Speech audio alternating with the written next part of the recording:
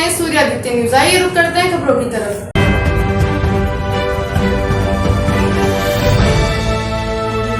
गाजियाबाद के मोदीनगर के DJ group of institutions के परिसर में आज स्पेशल ओलंपिक स्पोर्ट चैंपियनशिप का भव्य शुभारंभ हुआ।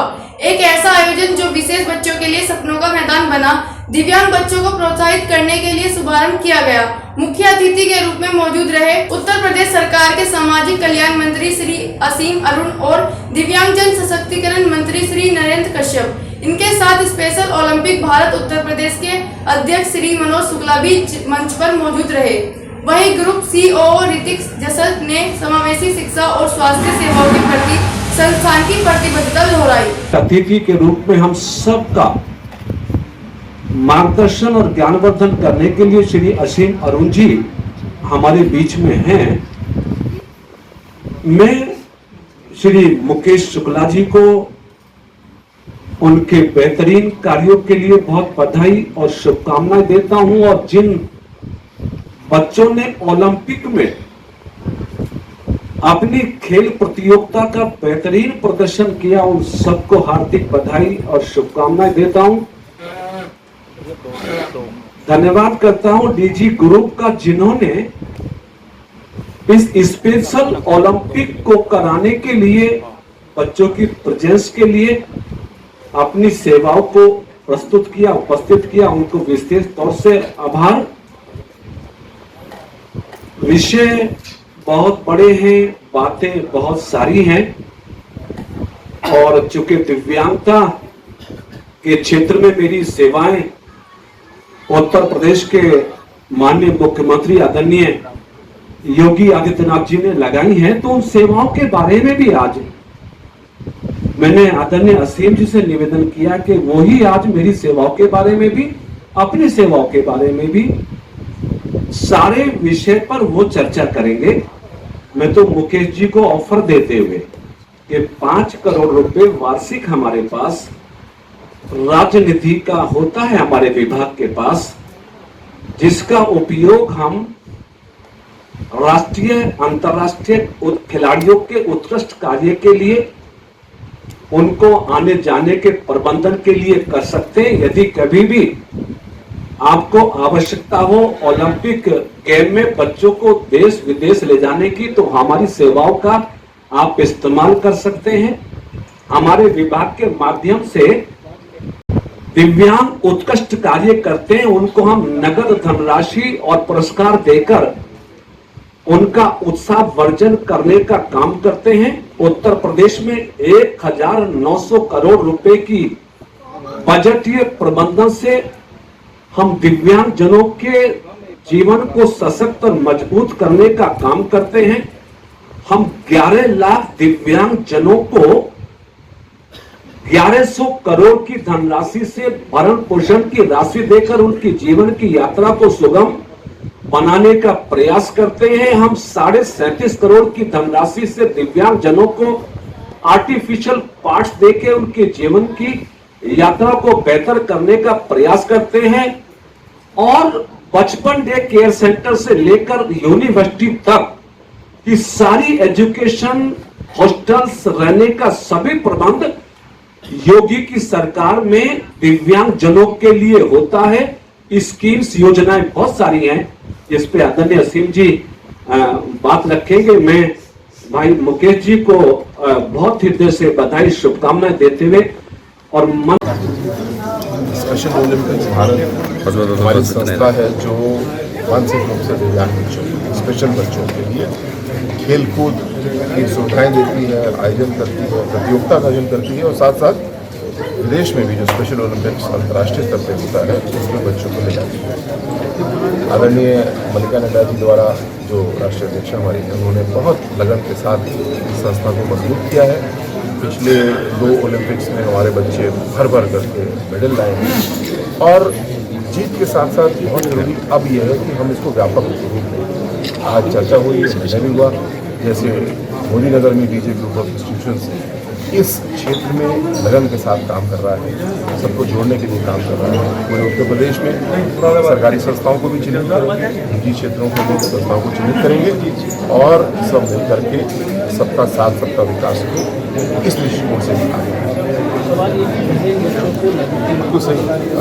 कोई भी इंसान चाहे किसी प्रकार की दिव्यांगता हो, उनको भी पूरा अधिकार है, खेलने का भी अधिकार है, हंसने का भी अधिकार है, हारने जीतने का भी अधिकार है। और स्पेशल ओलंपिक्स भारत इस काम को बखूबी कर रहा है।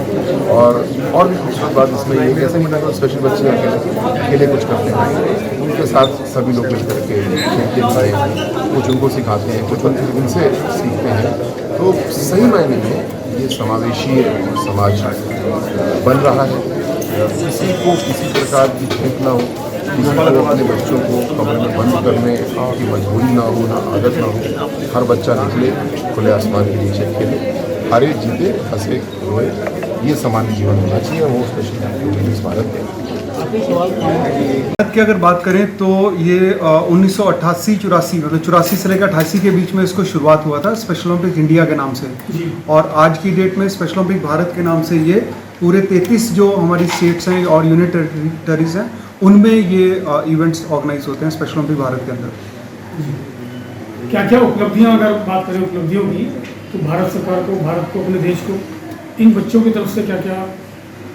देखिए, इन उपलब्धियों के बारे में अगर बात करें तो जो हमारे जो एथलीट हैं उन्होंने बहुत सारे कीर्तिमान स्थापित किए हुए हैं। अभी रिसेंटली जहां पर टूरिन इटली के अंदर इन्होंने 33 मेडल इंडिया के लिए लेकर आए हैं। 30 बच्चों ने पार्टिसिपेट किया था और वो भी विंटर जैसी कोल्ड सिचुएशन के अंदर इन्होंने एल्पाइन स्कीइंग में, snowboarding, snowshoeing, speed skating, floorball, इनमें इन्होंने पार्टिसिपेट करा और इन्होंने मेडल्स किया। इससे पहले 2023 में जर्मनी में ये लोग खेल के आए थे, जहां पर इन लोगों ने 200 के करीब मेडल जीते थे और काफ़ी अच्छा परफॉर्मेंस रहा था। अभी रिसेंटली जो टीम एक जाने वाला है गोथिया कप के लिए जाने वाला है। अभी 11 तारीख को ये लोग स्वीडन जाएंगे गॉथेनबर्ग के अंदर, जहाँ पर कि यूथ ओलंपिक्स जिसको बोलते हैं या यूथ गेम्स जो हैं वो होने वाला है। अक्रॉस वर्ल्ड जो है वो तकरीबन 140 के करीब कंट्रीज पार्टिसिपेट करती हैं और सारा यूथ आता है। सो स्पेशल ओलंपिक्स वहाँ पर दूसरी बार पार्टिसिपेट करने के लिए जा रहा है इंडिया की तरफ से। जो इस रीजन से, जो एशिया पैसिफिक रीजन है, उसमें से ये दूसरा कंट्री है। लास्ट टाइम जब पार्टिसिपेट 2024 में किया था तो स्पेशल ओलंपिक भारत ने वहाँ से गोल्ड मेडल लिया था और उसके साथ साथ वहाँ से जो गोथिया कप का ट्रॉफी है वो भी लेकर आया था। और इस साल भी हमें उम्मीद है कि ये ट्रॉफी लेकर आएंगे और वो भी फुटबॉल के अंदर। भारत सरकार से भी आपको कुछ ना कुछ सहायता मिलती होगी? भारत सरकार से सबसे पहला तो उनका आशीर्वाद है कि कम से कम उन्होंने स्पेशल ओलंपिक भारत को एक नेशनल स्पोर्ट फेडरेशन की तरह से रिकॉग्नाइज किया हुआ है। दूसरा, जो भी प्रिविलेजेस जो एथलीट को मिलते हैं उनमें स्पेशल ओलंपिक भारत भी शामिल है। उनके एथलीट को भी भारत सरकार की तरफ से सहयोग मिलता है, न सिर्फ उनको रिवॉर्ड के हिसाब से बल्कि उनको ट्रेनिंग और कंपटीशन में पार्टिसिपेट करने के लिए भी भारत सरकार की तरफ से सहायता मिलती है। आप किसी खेल में भेजते हैं? सर, आपका नाम क्या है? कोच हैं? जी।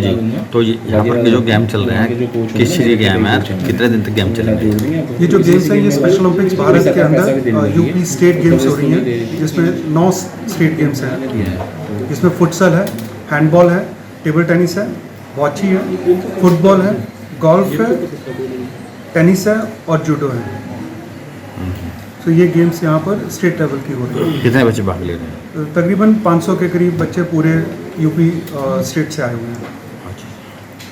कितने दिन तक ये प्रतियोगिता यहाँ पर? 3 दिन की प्रतियोगिता है ये, आज से जिसका शुभारंभ हुआ है और ये 8 तारीख तक चलेगा, जहाँ पर ये लोग फिर जाएंगे। ठीक है। अपने देश में सर, आपके कॉलेज में जो गेम हो रहे हैं, कौन से गेम हो रहे हैं और कहाँ से बच्चे आए हुए हैं? स्पेशल ओलंपिक की ये स्टेट चैंपियनशिप में पूरे उत्तर प्रदेश के लगभग सभी जिलों के बच्चों का प्रतिभाग इसमें होने जा रहा है और इसमें हम 9 प्रकार के स्टेट गेम्स, 9 प्रकार के गेमों का स्टेट चैंपियनशिप करने जा रहे हैं। मुझे कहते हुए भी हर्ष होता है कि सामान्यतः हम लोग, मैंने इसके पहले भी अपने उत्तर प्रदेश में जब भी आयोजित किया तो 3 गेम्स को एक साथ करके स्टेट चैंपियनशिप करने का प्रयास किया। पहली बार हमने ये प्रयास किया कि 9 गेम को एक साथ करने का प्रयास किया है। एक बड़ी चैंपियनशिप रूप में आई है। इसमें हम टेबल टेनिस, बास्केटबॉल, गोल्फ, ऐसे सभी खेलों को इसमें शामिल कर रहे हैं और इस चैंपियनशिप के बाद हमारे ये बच्चे नेशनल चैंपियनशिप के लिए हिस्सेदारी कर पाएंगे। इसके लिए ये चैंपियनशिप का आयोजन हुआ है। कितने बच्चे भाग ले रहे हैं इसमें? इसमें उत्तर प्रदेश के 500 बच्चों का प्रतिभाग होने जा रहा है, जो पूरे देश के अलग अलग क्षेत्रों से आए हैं। कितने दिन तक चलेगी ये प्रतियोगिता? ये प्रतियोगिता 5 तारीख को आज इसकी फॉर्मल ओपनिंग हो गई है और ये 7 तारीख को इसमें सभी बच्चों को मेडल सेरेमनी के द्वारा जो बच्चे जिस प्रकार का प्रतिभाग करेंगे उनका मेडल सेरेमनी 7 तारीख को होकर इसकी क्लोजिंग होगी और 8 तारीख को सुबह ये बच्चे यहाँ से प्रस्थान कर सकेंगे। ठीक है सर, थैंक यू।